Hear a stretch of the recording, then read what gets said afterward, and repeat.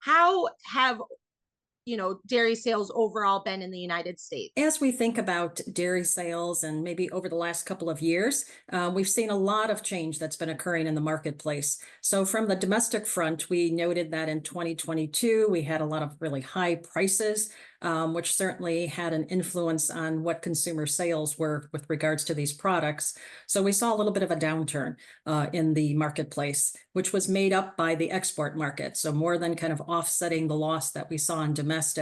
2023, we saw some nice sales lifts on the domestic front. And what we're noting right now, certainly we only have a couple of months of data for 2024 at this point in time, is that basically we're pretty much stable with where we were last year, maybe slightly down.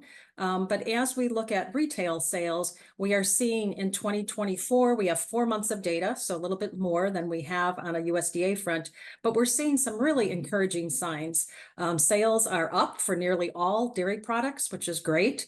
We're seeing recovery occurring within that marketplace, and certainly I'd be happy to highlight any of the products as well. Could you give us a breakdown of the sales and consumption for maybe the top 3 dairy product categories? Yeah, so let's start out with cheese, because cheese really is the growth engine for the dairy industry overall. In fact, if we look at total domestic sales of dairy products, cheese represents about 29% of that volume. So certainly a very large chunk. And even when we look at retail, it's more than a third of all sales that are taking place. And we've seen some really good growth within the cheese category. First of all, if we think of it again at the retail front, we've been noting that natural cheese has been the engine kind of behind overall cheese sales.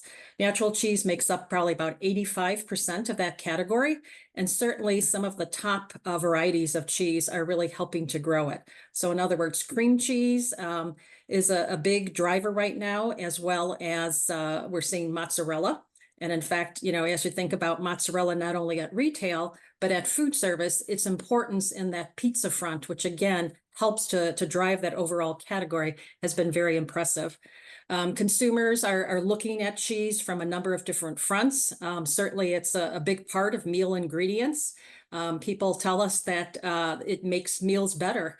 And so we see shreds, for example, just a very large portion of the overall category, and that certainly has propelled some good growth. We also see slices, so people, staying at home more often than they have in the past, certainly putting on burgers as well as sandwiches. That's also been a good piece of the growth that we've been seeing. If we look to other larger dairy products, let's focus on milk. We know that milk sales, were declining for a number of decades, but what we're noting right now is that it's almost like a leveling off that's occurring at retail. We actually saw in the first few months of the year a little bit of an uptick, which is really exciting to see within that category. And so as we look a little bit deeper as to what's driving that, we see that there are certain products that really are helping to drive that growth. And one of them is lactose-free milk. Right now, it's about 8% of the category, but has really just been year after year for more than a decade growing in terms of sales. And I think what's interesting here, it's not just people who are lactose intolerant who are driving that, but it's people who perceive those products as just being maybe a little bit healthier. Some of it's because they have higher protein levels, they have higher calcium levels in some cases, and that has caused consumers to kind of gravitate towards those products. Another exciting kind of development within the milk category would be whole milk sales. Right now, it's almost half of the category, and it again was declining for decades. But what we have seen is a reversal in that trend. In fact, a lot of the investment that dairy farmers have been making in terms of whole fat science has helped to kind of change the mindset of health professionals as to how they look at whole fat milk. And consumers are responding with buying more of that product. And I think what's really exciting for us is to see that increase in whole milk sales not only is kind of helping to maybe switch people from lower fat products to products maybe they taste a little bit better, but it's also helping to grow overall sales. It's bringing in some new buyers, and it's helping people to buy more milk overall. And then finally, another category I would just highlight would be yogurt. Yogurt is certainly on trend right now. Consumers are trying to be more proactive about their health. We see people kind of shifting, looking for digestive products. We see them looking for more probiotics. And certainly yogurt is helping to fill those needs today. And so again, some nice lifts, both in terms of 2023 as well as 2024. We see Greek yogurt being a driver of that. So people looking for more protein in their products. We also see people trying to look at it in terms of some of the drinkables that are out there today. Awesome. If that's not a reason to be excited about the future of dairy, I don't know what is. So now that we have a good current snapshot of what's going on with dairy sales in the United States, let's just go back in time for a bit and chat a brief history about dairy sales in the United States. Yes, if we zoom out to a very long time horizon, and I've put together recently several USDA databases going back really to the beginning of the last century to show that over a long enough period of time, U.S. consumers have made major changes in their consumption of individual dairy products. Cheese, as has been remarked, has been a major driver. You go back far enough, and cheese consumption per capita in this country was 1/10 what it is now. Fluid milk has been a bit the opposite, as we all know. Its consumption per capita peaked during World War II, and since then, since pretty much the late 50s, it's been on a generally downward trend with some recent developments that Madlyn discussed. Butter is an interesting one.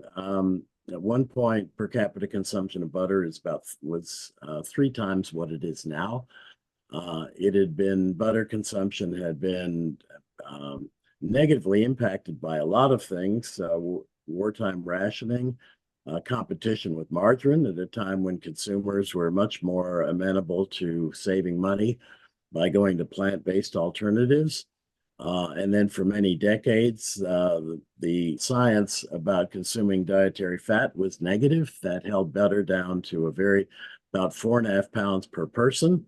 When that was rethought, and DMI's research has played, in my opinion, a major role in turning around that perception, butter consumption is starting to recover. Recently was subject to retail price inflation, but has quickly recovered from that, as we'll discuss a little bit later. Yogurt consumption has gone from pretty much nothing to about 14 pounds per person. It's very difficult to find any consumption data about yogurt prior to the 1970s. It's a relatively recent product. To some extent has also taken over some of the sales from cottage cheese, which is a product that has some similar uses.